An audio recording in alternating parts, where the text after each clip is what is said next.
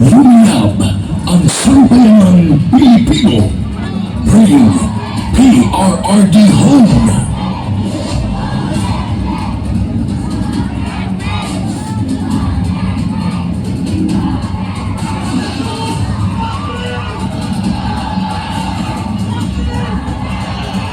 Iisa lang ang sigaw. Duterte saan man sa mundo.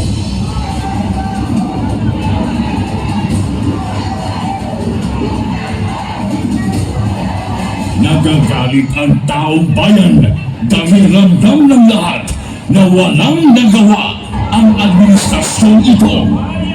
Asikasuhin, hindi sariling mithiin. Nais nating katawanin ang nagkakaisang damdamin ng milyon-milyong Pilipino at isatinig ang kanilang pinag-isang mithiin para sa isang mapayapa at nagkakaisang Pilipino.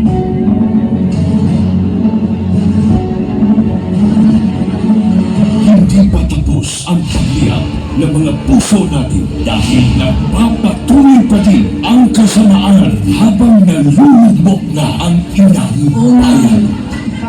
Ikawat ni Marcos ang atong gold reserves. Sa pagpapatuloy ng oral arguments sa 89.9 billion peso transfer ng pondo ng Philippine Health Insurance Corporation sa National Treasury. Muling binusisi ng mga maestrado ang paggamit ng ahensya sa pera mula sa mga kontribusyon ng mga miyembro nito. Aminado ang DOLE at DSWD na walang listahan para sa mga beneficiary ng ayuda sa kapos ang kita program o AKAP. Sa tuloy na kinakagagamit na sa politika ang AKAP. Hindi lang pala 7-7, meron pang 30-30-30. Yung 30-30 naman, kung ikaw ang host ng sortie, you get 30 million, 90 million na 30 million na X or ata, 30 million na MAIC and 30 million na Tupad. Sa kanyang limang taong karanasan bilang publisista, ngayon daw nakakita si Davao City Representative Isidro Uga ng ganitong sistema sa Bicameral Conference Committee. Ang pinutukoy niya ay ang mga blankong line items sa Bicameral Report ng 2025 National Budget na anyay laban sa batas. Partikular dito ay ang missing budget amount sa Department of Agriculture at ang program funds na anyay bilyones sa halaga. Good luck sa atin lahat. Na-promote pa na ang mga instrumento ng pangingitak kay PRRD. Police Brigadier General Eugene Fajardo and family, achieving a great understanding between the President for meeting opportunity. Walang titigil para sa bayan. Maybe when I say my farewell, if I get to live in the last day of my term, I'd like to say something and maybe I'll cry. Gusto mo umiyak dahil at hindi ko maanong taong binigay nila ng pagmamahal sa ito. You can save the Philippines. And now vote Duterte.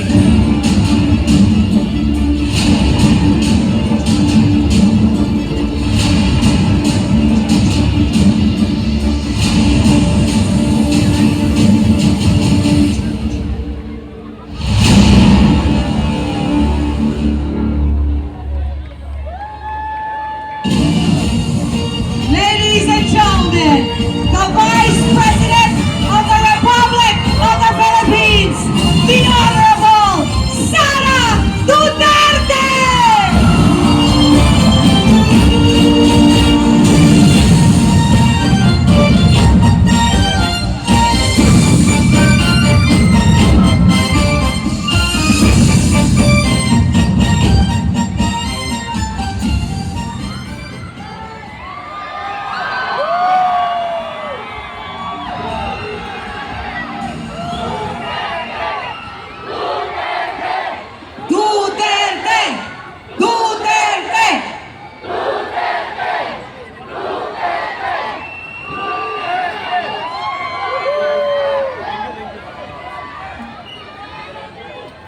kababayan, Assalamualaikum warahmatullahi wabarakatuh. Madayaw ug maayong gabi kaninyong tanan. Magandang gabi sa inyong lahat. Una na sa lahat, ialay natin ang pasasalamat sa Diyos para sa araw na ito. Pangalawang pagpapasalamat ay sa inyong lahat na nasa ilalim ng ulan, gutom, walang ayuda, naipit sa traffic, hindi pumasok sa trabaho. Ngunit ibinigay ninyo ang panahon para sa aming lahat ngayong gabi. Maraming salamat sa inyo. Ang susunod na pagpapasalamat ay sa PDP dahil binigyan nila ako ng pagkakataon sa rally nila ngayon. Maraming salamat sa inyo. Ang sunod na pagpapasalamat ay mula kay Pangulong Rodrigo Duterte. Sa inyong pagmamahal, sa inyong patuloy na suporta at pagdarasal na siya ay maibalik dito sa ating bayan. Maraming salamat. Ang susunod na pagpapasalamat ay mula sa akin, sa patuloy ninyo na suporta sa akin at sa aking mga kasamahan sa opisina ng Pangalawang Pangulo. Maraming salamat. At ang huling pagpapasalamat ay mula sa aming pamilya. Dako kaayo ang amuang utang nga kabubuton kaninyong tanan sa oportunidad na ginahatag ninyo kanamo nga makaserbisyo sa atuang nasod. Daghan salamat. Ang pwesto na kinatatayuan ko ay hindi para sa akin. Ito ay para sa Pangulong Rodrigo Duterte. Pero tinawag ako ng tadhana dahil kinidnap ang tatay nating lahat.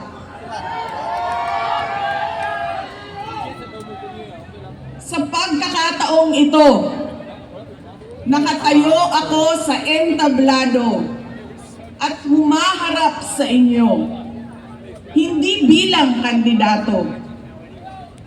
Ako si Inday Sara, isang botanteng nagmamahal sa ating bayan at natatakot para sa ating kinabukasan. Mga kaigsuunan ko, iniibig ko ang Pilipinas. Iniibig ko kayong mga Pilipino.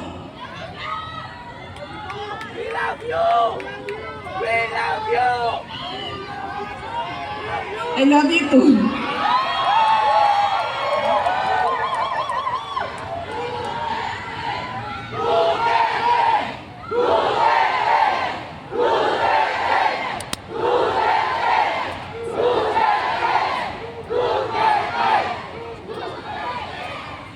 Election will decide the future of our country.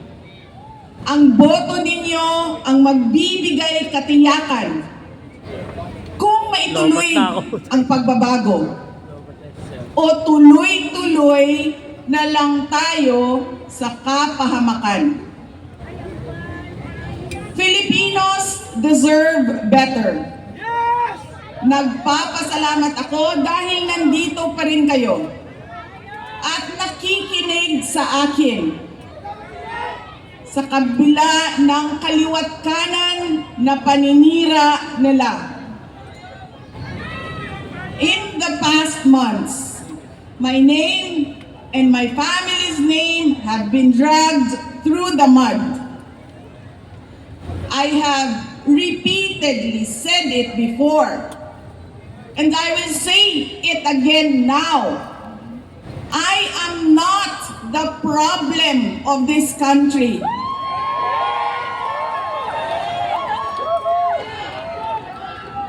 Hindi ako ang problema ng Pilipinas.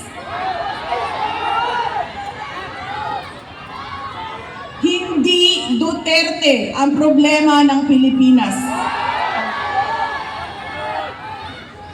Sino nga ba ang tunay na makikinabang kung tuluyan ng burahin sa mundo ang pamilyang Duterte? Hindi ang mga Pilipino.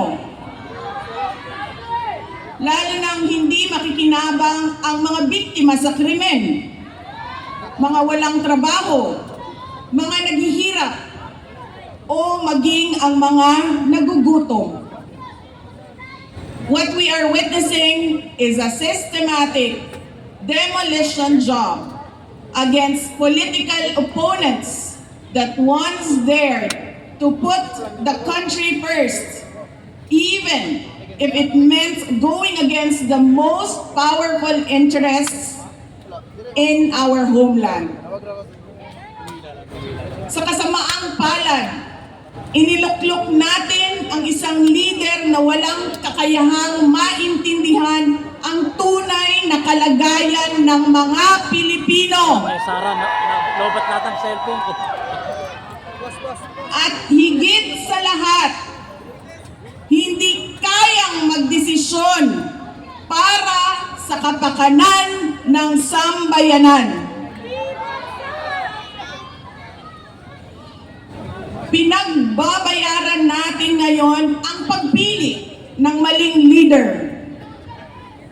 Nakikita natin ang lantaran at walang pakundangang paglabag sa ating saligang batas.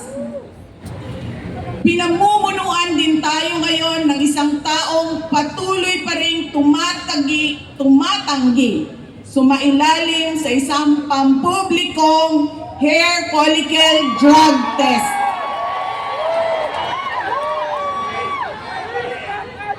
At nagsinungaling sa 20 pesos ang bigas.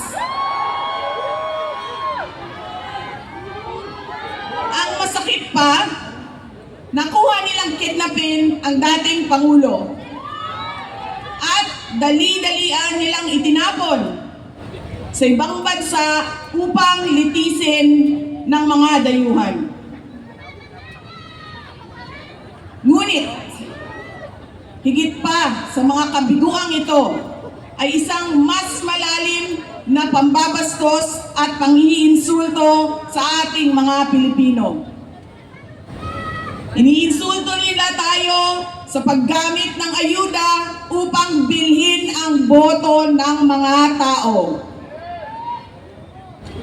Ang ayuda ay hindi naman likas na masama. Sa katunayan, marami ang natulungan ito noong panahon ng pandemya. Ngunit, kapag ginamit ito para manipulahin kayo at pagsamantalahan ang inyong kahirapan upang manatili sila sa kapangyarihan, nagiging sandata ito ng pang-aabuso. Again, Filipinos deserve better. We must return to long-term, concrete programs, not short-term dole-outs that are being abused by those in power. Ang kailangan ng Pilipino ay isang mabisang food security program. Isang programa na tutugon sa problemang pinakamalapit sa bituka, ang gutom. Ang kailangan ng Pilipino ay isang modernong hybrid education system na nakasandal sa pagtuturo ng disiplina at pagmamahal sa bayan. Ang kailangan ng Pilipino ay isang tunay na universal healthcare system na tutugon araw-araw sa lahat ng health centers at hospitals at hindi lamang sa mga supporters ng politiko. Ang kailangan ng Pilipino ay matibay na infrastruktura. Let us build into the future. Ang kailangan ng Pilipino ay oportunidad sa hanap buhay at trabaho dito sa loob ng ating bayan. Masakit sa kalooban nating lahat ang kalagayan ng maraming nating OFWs na malayo sa kanilang mga mahal sa buhay. At higit sa lahat, ang kailangan ng Pilipino ay peace and order.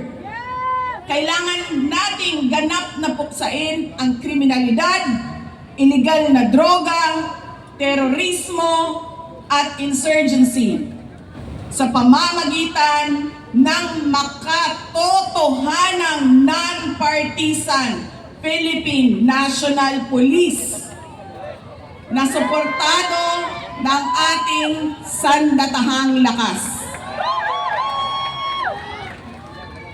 Kinahanglan undangon nato ang batasan sa pagpili sa mga kandidato nga gikan sa political dynasty.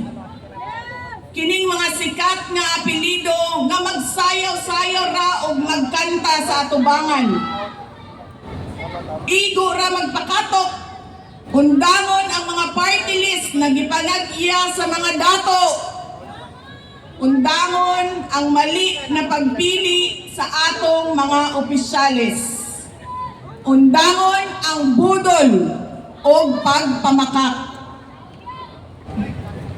Kailangan natin mag-vote straight sa mga taong magtutuloy ng nasimulan ni Pangulong Duterte. Idiretso natin ang boto. Number 38, Rodante Marcoleta. Number 10, Jimmy Bondoc.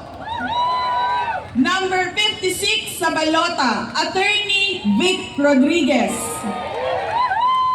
Number 22, Bato de la Rosa. Number 28, Bongo.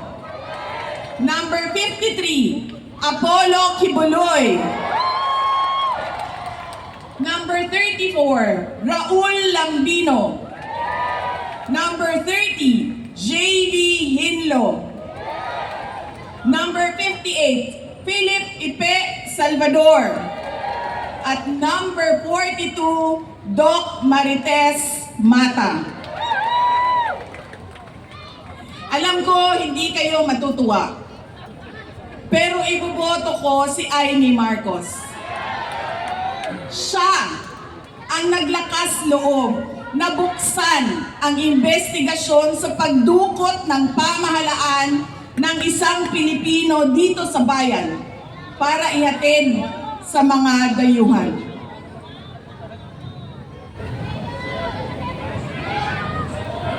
Iboboto ko rin si Camille Villar dahil sa kanyang karanasan bilang mambabatas sa House of Representatives na makakatulong sa isang tunay na pagbabago sa Senado.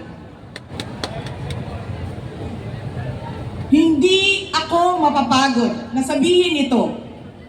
We Filipinos deserve better. Tunay na kapayapaan at kaunlaran na hindi lamang para sa iilang politiko at mayayaman. Kaya sa May 12, kailangan natin maging mapagmatya. May mga ulat at bulong-bulungan na may mga kumikilos na sa iba't ibang parte ng ating bansa. Mga babala na maaaring nagsisimula na ang malawakang dayaan sa halalan ng alyansa. Ang binuong alyansa ay isang mapanganib na pagsasanib puwersa ng isang administrasyong walang kakayahan, mga elitistang liberal, at mga tinaguriang makabayan na ang tunay na hangarin ay manatiling mahirap ang taong bayan. Isang alyansa na handang ibalik tayo sa kadiliman ng narco-politics, sa bangungot ng Typhoon Yolanda, kung saan ang mga Pilipino ay iniwan sa ulan, sa gutom, at sa kawalang malasakit.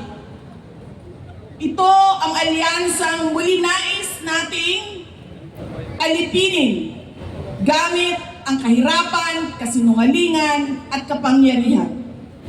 Sa May 12, bumoto tayo ng may buong dangal.